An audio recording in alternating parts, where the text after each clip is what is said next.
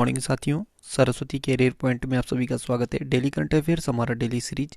मुझे उम्मीद है कि आप लोगों को अच्छा लग रहा होगा और आपकी तैयारी भी बेहतर हो रही होगी। चलिए शुरू करते हैं आज का करंट अफेयर। उससे पहले चैनल को लाइक कीजिएगा और अपने दोस्तों को शेयर कीजिएगा। उन्हें भी चैनल से जुड़ने के लिए रिकमेंड कीजिएगा। ठीक है, चलिए शुरू करते हैं आज का प्रश्न। देश के नए केंद्रीय सतर्कता आयुक्त यानी सेंट्रल विजिलेंस कमिश्नर कौन बने हैं? तो ये सुरेश एन पटेल बने हैं। ठीक है, सुरेश एन पटेल संजय कोठारी की जगह लेंगे। टॉप 5 नियुक्तियां देखें तो हॉकी इंडिया के नए अध्यक्ष हैं ज्ञानेंद्रो निगोम्बाम। लोकसभा के महासचिव हैं उत्पल कुमार सिंह। सीमा सड़क संगठन यानी बीआरओ के महानिदेशक हैं राजीव चौधरी। भारत के मुख्य सूचना आयुक्त हैं यशवर्धन सिन्हा। भारतीय जनता पार्टी के अध्यक्ष हैं जेपी नड्डा। नशीली दवाओं के दुरुपयोग और अवैध तस्करी के खिलाफ अंतर्राष्ट्रीय दिवस कब मनाया गया? तो ये 26 जून को मनाया गया। ठीक है, नशीली दवाओं के दुरुपयोग और अवैध तस्करी के खिलाफ अंतर्राष्ट्रीय दिवस के जरिए दुनिया भर के लोगों, खासकर बच्चों और युवाओं में जिम्मेदारी की भावना पैदा करना है। दुनिया भर में स्कूल, कॉलेज, दफ्तर और सार्वजनिक क्षेत्रों में नशे के खिलाफ जागरूकता पैदा करना है। जागरूकता फैलाने के लिए इन दिनों कई तरह के कार्यक्रम आयोजित किए जाते हैं। थीम 2021 का था share facts on drugs save lives. Shanghai सहयोग संगठन के सदस्य राष्ट्रों के उच्च सुरक्षा अधिकारी की बैठक की अध्यक्षता किस देश ने की है? तो ये ताजिकिस्तान ने की है। ताजिकिस्तान की राजधानी दुशानबे में शंघाई सहयोग संगठन के सदस्य राष्ट्रों के भी उच्च सुरक्षा अधिकारी की बैठक हुई। इस बैठक में भारतीय राष्ट्रीय सुरक्षा सलाहकार अजित डोभाल भी शामिल हुए। बैठक के दौरान सदस्य देशों के राष्ट्रीय सुरक्षा सलाहकार ने अंतर्राष्ट्रीय आतंकवाद, उग्रवाद और अलगाववाद के खिलाफ संयुक्त लड़ाई में सहयोग का वादा किया है। SCO यानी शंघाई कोऑपरेशन ऑर्गेनाइजेशन, शंघाई सहयोग संगठन हिंदी में कहते हैं। स्थापना हुआ था 26 अप्रैल 1996 और 2001 से इसमें कार्य होना शुरू किया। मुख्यालय बीजिंग चीन में है। व्लादिमीर नोरोव जनरल सेक्रेटरी हैं और सदस्य देश हैं इसके 8। भारत, पाकिस्तान, चीन, रूस, कजाकिस्तान, उज्बेकिस्तान, किर्गिस्तान और तजाकिस्तान। स्मार्ट सिटी अवार्ड 2020 से किसे शहर को सम्मानित किया गया? तो इंदौर, सूरत। ठीक, केंद्रीय आवास एवं सहकारी कार्य मंत्रालय ने स्मार्ट सिटी अवार्ड कॉन्टेस्ट 2020 के विजेता की घोषणा की है। मध्य प्रदेश के इंदौर शहर और गुजरात के सूरत शहर को संयुक्त रूप से साल 2020 की सबसे स्मार्ट सिटी चुना गया है। पहली बार है कि किसी राज्य को भी उसके यहाँ स्मार्ट सिटीज की स्थिति के आधार पर अवार्ड दिया गया है। टॉप 3 देखें तो उत्तर प्रदेश, मध्य प्रदेश, तमिलनाडु है।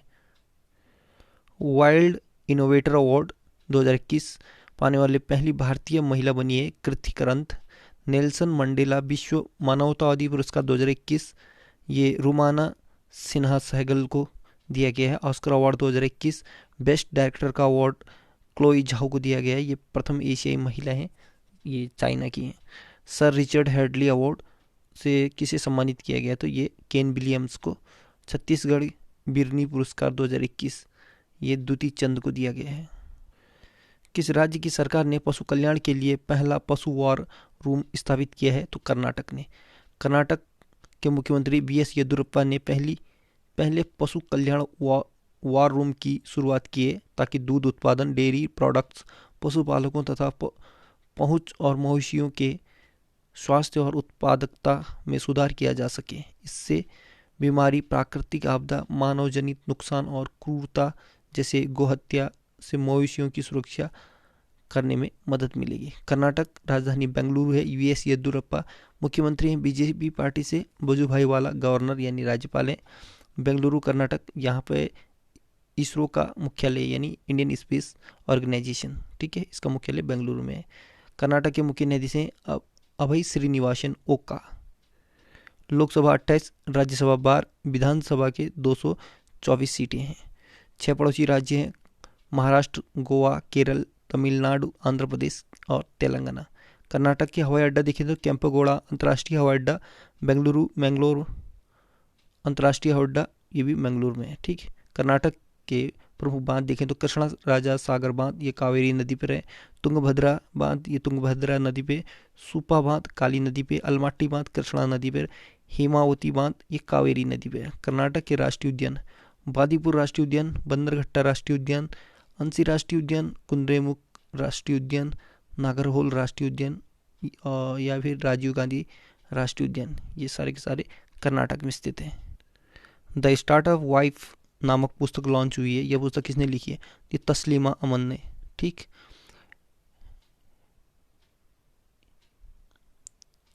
Invincible a tribute to Manohar Parrikar, यह पुस्तक तरुण विजय की है। Hope on my adventure on boards trains and planes, ये रस्किन बॉन्ड की किताब है। लेगेसी ऑफ लर्निंग, ये किताब है सविता छावड़ा की।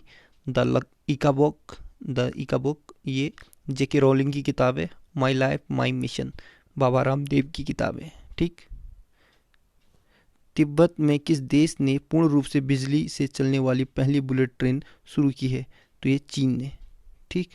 भारतीय सीमा के समीप विद्यालयी क्षेत्र तिब्बत में चीन ने पूर्ण रूप से बिजली से चलने वाली पहली बुलेट ट्रेन की शुरुआत की है। यह बुलेट ट्रेन तिब्बत प्रदेश की राजधानी ल्हासा और न्यंगची के बीच चलाई जाएगी। तिब्बत चीन का एक ऑटोनॉमस क्षेत्र है। ठीक है, अधिकृत क्षेत्र। राजधानी ल्हासा है। करेंसी यहाँ चाइनीज युआन और भारतीय रुपया चलता है। विश्व का सबसे ऊंचा पठार पामीर का पठार ये तिब्बत में है और सबसे ऊंचा नगर वेंचुआन तिब्बत में ही है। सबसे ऊंचा नगर वेंचुआन नगर ये तिब्बत में है। ठीक है। और दुनिया का छत ये तिब्बत के पामीर को पठार को कहते हैं। ठीक है, दुनिया की छत भी तिब्बत में स्थित पामीर के पठार को कहते हैं। सिंधु नदी ब्रह्मपुत्र नदी कहाँ से निकलती है? तो ये तिब्बत से। ठीक है, वहीं मानसरोवर राकसताल और मानसरोवर झील के आसपास से। और कौन सी नदी तिब्बत पाकिस्तान और भारत होकर बहती है? तो ये सिंधु नदी। ठीक है। QS EMBA रैंकिंग्स 2021 के अनुसार बिजनेस और मैनेजमेंट की पढ़ाई में किस संस्था ने पहले स्थान हासिल किया है?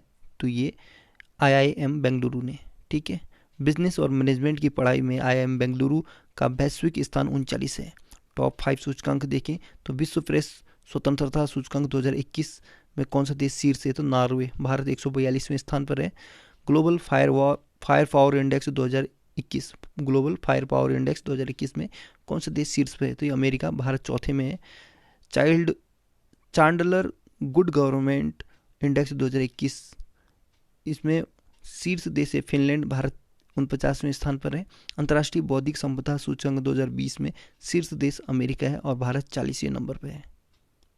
वैश्विक ऊर्जा रूपांतरण सूचकांक 2021 में कौन सा देश शीर्ष पे है? तो स्वीडन और भारत 87वें नंबर पे है। भारत का पहला रेबीज मुक्त होने वाला राज्य कौन सा है? तो ये गोवा। ठीक है, गोवा एक ऐतिहासिक जीत के साथ देश भर में रेबीज मुक्त होने वाला पहला राज्य बनकर उभरा है। राज्य में संक्रमण को नियंत्रित करने और खत्म करने के लिए एक केंद्रीय ग्रांट के माध्यम से चलाया जा रहे मिशन रेबीज परियोजना के बैनर तले यह उपलब्धि हासिल की गई है। रेबीज एक संक्रमण बीमारी है जो जानवर के लार से फैलती है। यह न्यूरोट्रॉपिक लाइसिसिवर्स वायरस से फैलता है। यह केंद्रीय तंत्रिका तंत्र को प्रभावित करता है और मुख्यतः कुत्ते के काटने से होता है रेबीज। इराक देश में किस भारतीय राजदूत नियुक्ति किया गया है? तो इराक देश में एल प्रशांत पिसे को नियुक्त किया है। इराक राजधानी बगदाद है। ये एशिया महाद्वीप में स्थित है इराक। और करेंसी है इराकी दिनार। बरहाम सालेह इराक के राष्ट्रपति हैं। ICC पुरुष टेस्ट रैंकिंग में कौन सा देश शीर्ष पर है? तो ये न्यूजीलैंड है। ठीक है, और टेस्ट रैंकिंग में पहले नंबर पे न्यूजीलैंड है, दूसरे पे आता है इंडिया और तीसरे में ऑस्ट्रेलिया है। ठीक है, ICC पुरुष ODI रैंकिंग में कौन सा देश शीर्ष पर है? तो इसमें भी न्यूजीलैंड है। ठीक है, पहले में न्यूजीलैंड, दूसरा ऑस्ट्रेलिया, तीसरा इंडिया। ठीक है, किसमें? ODI में। ICC पुरुष T20 रैंकिंग में कौन सा देश शीर्ष पे है? तो इंग्लैंड।